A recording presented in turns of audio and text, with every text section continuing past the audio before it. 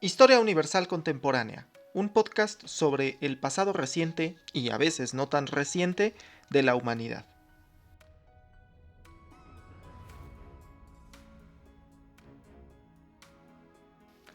Bienvenidos. Esto es Historia Universal Contemporánea. Soy Raimundo Salcedo.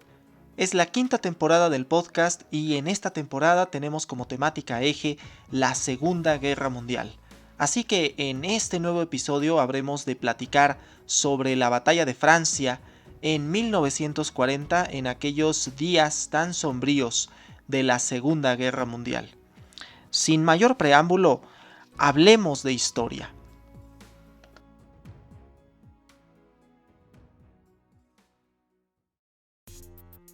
Ya en el capítulo anterior comentábamos sobre la invasión a Dinamarca y Noruega en la primavera de 1940, así como del papel que jugaron los países nórdicos durante los primeros meses del conflicto.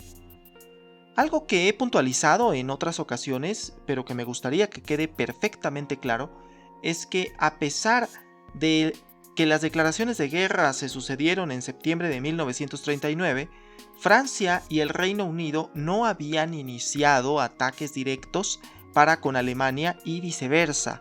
Alemania no había atacado de forma directa a Francia y al Reino Unido hasta la primavera de 1940. De alguna manera, los gobiernos francés y británico esperaban que, con las presiones financieras que estaban imponiendo a Alemania, sería suficiente para que el Tercer Reich doblara las manos y se evitara un derramamiento de sangre. Craso error. Como ya señalé en el episodio anterior, las invasiones sobre Dinamarca y Noruega habían facilitado a Alemania el control sobre el acero que tanto necesitaban para sostener una guerra con Francia. La batalla de Francia se trataba de una batalla que representaba la venganza por la forma en que terminó la Primera Guerra Mundial en 1918. Si algo hemos de comprender sobre la batalla de Francia es que en realidad se trata de varias batallas que tuvieron un fin concreto: que Alemania se hiciera con el control de Francia y, de paso, casi como un daño colateral, otros países de Europa continental. En el fondo, la idea de que los países del eje, Alemania e Italia, tuvieran el control absoluto del continente y que las zonas no ocupadas por estos fueran de los regímenes que colaboraban directa o indirectamente con ellos. Los preparativos para la batalla de Francia fueron especialmente cuidados desde un inicio y podemos decir que no eran precisamente nuevos. El plan amarillo era sumamente similar al plan Schlieffen que se había trazado en 1914 para la Primera Guerra Mundial y consistía en un ataque por los Países Bajos y por Bélgica, además un ataque por la línea Maginot, que era la frontera común entre Francia y Alemania, y finalmente un factor sorpresa que sería ciertamente decisivo para el curso de la guerra. Ya desde enero de 1940 se habían trazado los planes para una gran ofensiva en Francia, ofensiva que se vería materializada en la primavera de ese año. Vayamos a los hechos.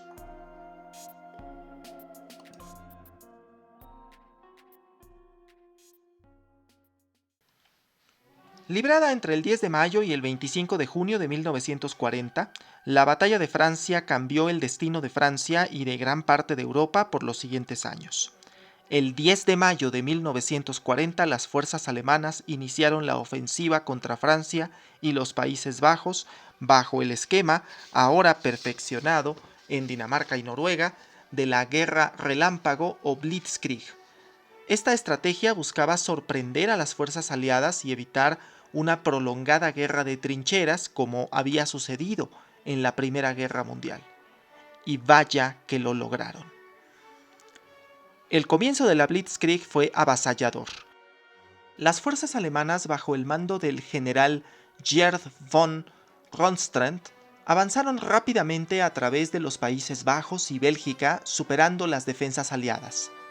El 14 de mayo, la Luftwaffe, la Fuerza Aérea Alemana, bombardeó Rotterdam en los Países Bajos y un día más tarde, el 15 de mayo de 1940, los Países Bajos finalmente se rindieron ante el Tercer Reich.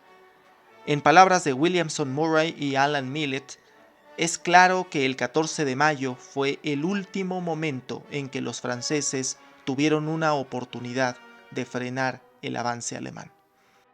Y es que Murray y Millett señalan que entre el 13 y el 15 de mayo, la batalla sucedida en las orillas del Maus permitió el avance alemán en una proporción inconmensurable, sobre todo por lo que sucedería después. El 18 de aquel trágico mayo, las primeras divisiones Panzer a cargo del general Erwin Rommel alcanzaron el Canal de la Mancha y dividieron en dos a las fuerzas defensivas francesas y belgas. A diferencia de lo que se hacía en la Primera Guerra Mundial, en que los tanques eran apoyo de infantería, en esta ocasión las divisiones Panzer se movían a gran velocidad y sin esperar a la llegada de la infantería. 10 días después, el 28 de mayo, el ejército belga finalmente se rindió ante el Tercer Reich. Al mismo tiempo que se libraban estos ataques en territorio belga, las Wehrmacht atacaron la línea Maginot, que había sido reforzada en un vano intento para evitar su ocupación, por lo que era considerada como impenetrable, pero el ataque alemán se produjo de todas formas. El ejército francés creyó que el ataque se centraría en el norte de Bélgica para intentar invadir Francia por esa zona y que el ejército alemán no intentaría invadir por el bosque de las Ardenas. Y es que ya para el 13 de mayo las fuerzas alemanas habían alcanzado las Ardenas, una región boscosa y montañosa de Francia que también se consideraba impenetrable. O al menos eso creían. Para los ejércitos de Francia y aliados, fue una verdadera sorpresa cuando, en lugar de optar por una ruta más predecible, los alemanes avanzaron a través de las Ardenas, rompiendo la línea defensiva y rodeando a las fuerzas aliadas. La realidad es que desde un inicio, la operación se planificó para que los ataques sobre Bélgica y sobre la línea Maginot tuvieran distraído al ejército francés mientras una poderosa división de tanques se disponía a ocupar las Ardenas. No sobra decir que estos planes rindieron frutos, porque los audaces movimientos alemanes resultaron en que los ejércitos francés y británico quedaron atrapados en Dunkerque, una ciudad costera en el norte de Francia. De una forma mucho más rápida y sorpresiva de lo que se hubiera esperado, las ciudades francesas comenzaban a caer a manos de Alemania. El 14 de junio de 1940, el Tercer Reich finalmente se hizo con la Ciudad Luz. París, la capital de Francia y una ciudad sumamente importante por su baluarte de edificios y monumentos históricos, fue tomada sin el disparo de una sola bala. De esta forma se marcó un punto de inflexión crítico en la batalla de Francia. Mientras tanto, miles de soldados se encontraban varados en las playas de Dunkerque, rodeados por completo por las fuerzas alemanas. Esperaban dos posibilidades. Una, ser atacados por los alemanes, lo que significaría su muerte, o bien ser rescatados por el gobierno británico. Aquí es donde podemos hablar de la Operación Dynamo, llevada a cabo entre el 26 de mayo y el 4 de junio de 1940, que permitió la evacuación de más de 330.000 soldados aliados de las playas de Dunkerque. Esta operación masiva involucró una flota de barcos civiles y militares británicos y fue un rayo de esperanza para las fuerzas británicas que se retiraron a Gran Bretaña para reagruparse y luchar en futuros frentes. En este contexto es que Winston Churchill, el recién nombrado primer ministro del Reino Unido y de quien hablaremos largo y tendido en el próximo episodio, pronunció este famoso discurso. Debemos tener cuidado en no asignar a esta acción las características de una victoria. Las guerras no se ganan con evacuaciones. Hemos de ser claros, Lo sucedido en Francia y Bélgica es un desastre militar colosal.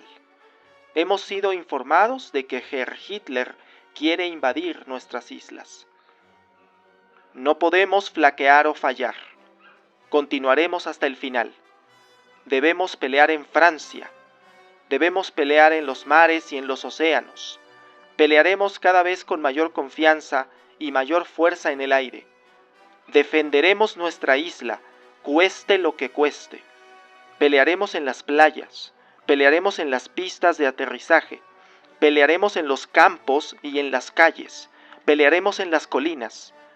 Nunca nos rendiremos.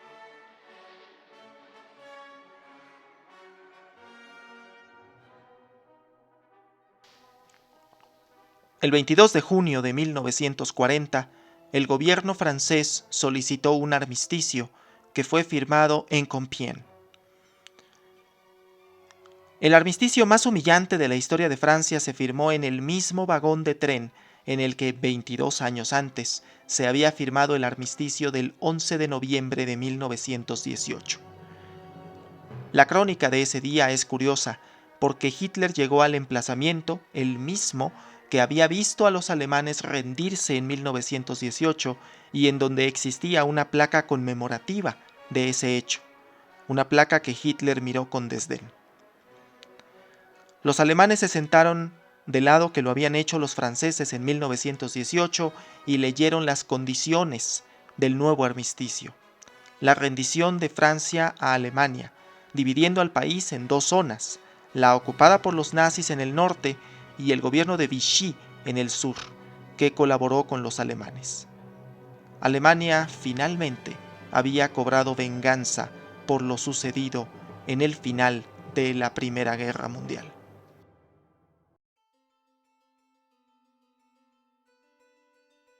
En el rubro de los comentarios históricos e historiográficos, me vienen a la mente las palabras que Winston Churchill empleó en el inicio de su libro 2 sobre la historia de la Segunda Guerra Mundial. La furia de la tormenta, acumulada lentamente y tanto tiempo contenida, cayó sobre nosotros finalmente.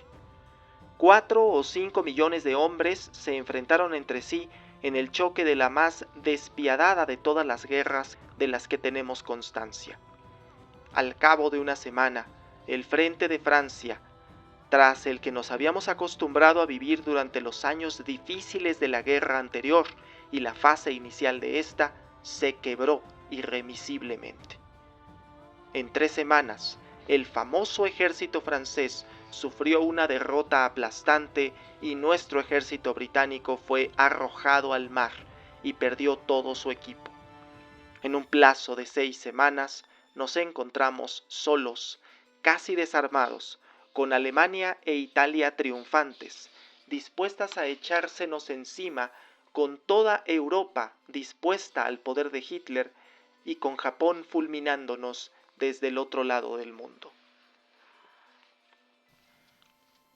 El primer comentario que hay que hacer es que la batalla de Francia, con diferencia, es la que más marca el destino de los años venideros de la guerra, porque si bien es cierto que en la Segunda Guerra Mundial podemos hablar de batallas más largas, más sangrientas y quizá más decisivas, la de Francia implicó el dominio alemán en Europa continental. No es exagerado decir que esta batalla selló el destino de lo que ocurriría en los años subsecuentes y que se trató del inesperado triunfo de Alemania en la Segunda Guerra Mundial. Además de que la ocupación de Francia sería el escenario que prevalecería durante los 4 años venideros. Murray y Millet refieren que el alto mando francés perdió lo único que no podía permitirse perder: tiempo.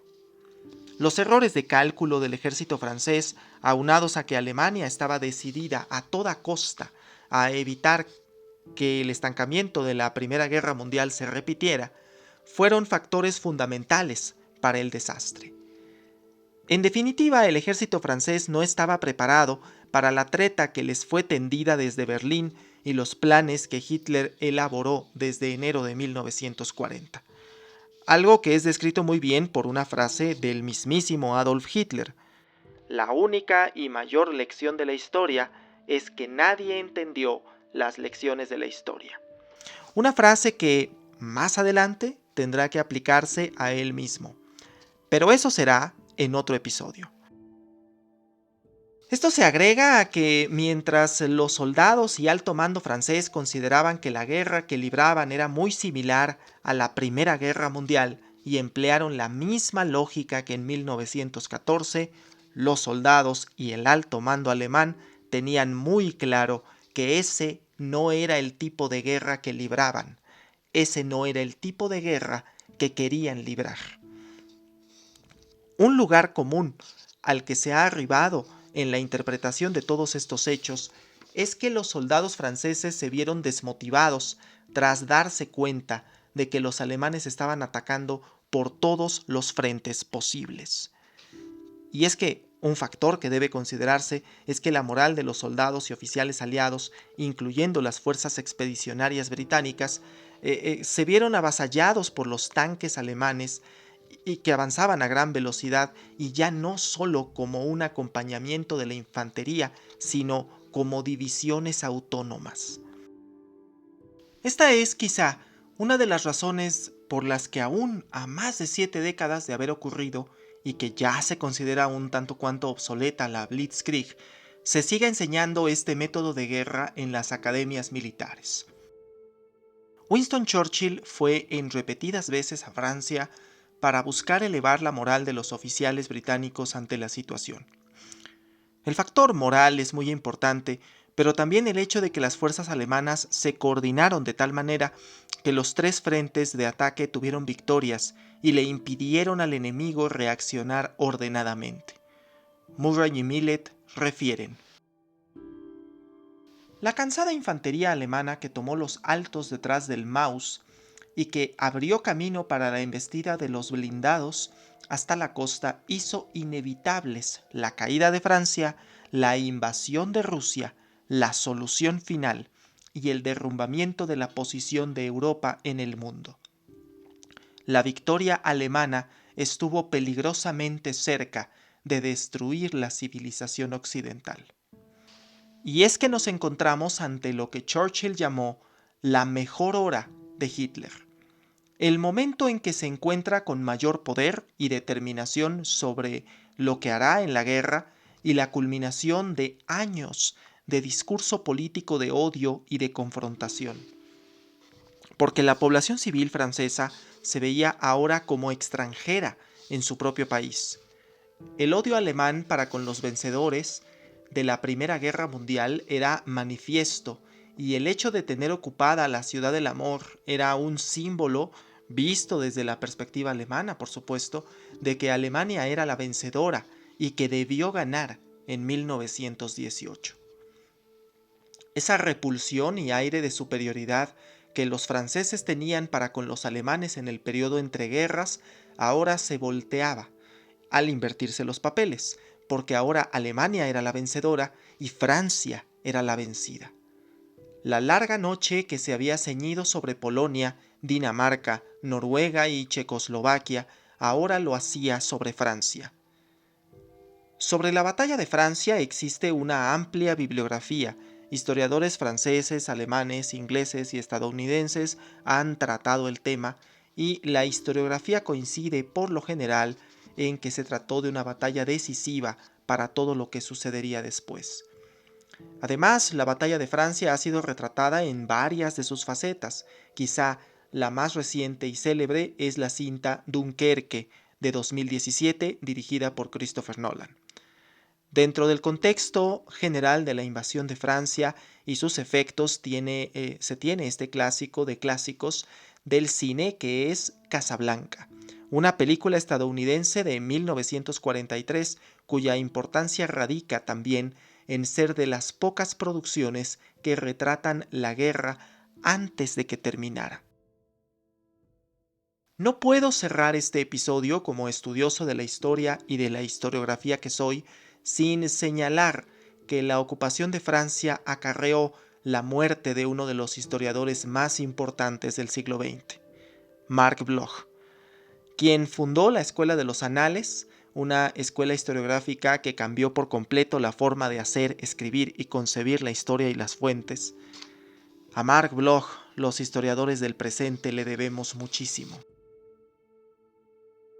Fusilado en junio de 1944 por pertenecer a la resistencia francesa, Marc Bloch escribió durante esos turbulentos años la Apología de la Historia o el oficio del historiador, y una obra póstuma llamada La extraña derrota.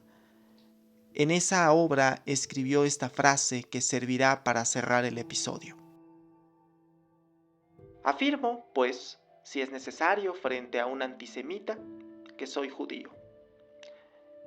Extraño a todo formalismo confesional, como a toda solidaridad pretendidamente racial, me he sentido durante toda mi vida, ante todo y simplemente francés.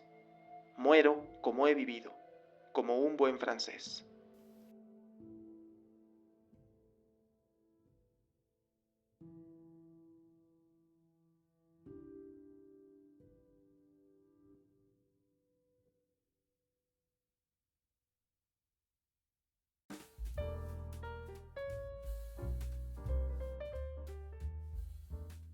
Con esto cerramos este cuarto episodio del podcast Historia Universal Contemporánea.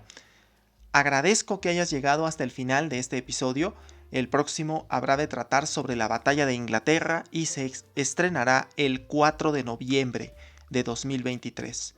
No olvides suscribirte al canal de YouTube y también dar me gusta al video y compartir el contenido. Créeme que me ayuda bastante.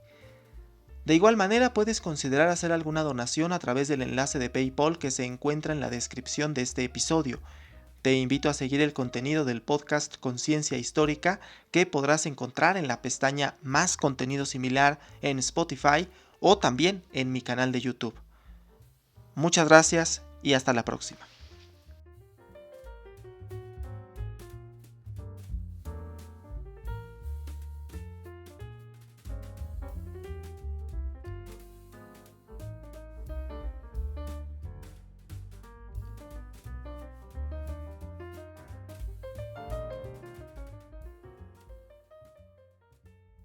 Este episodio fue escrito, producido y narrado por Raimundo Manuel Salcedo Flores.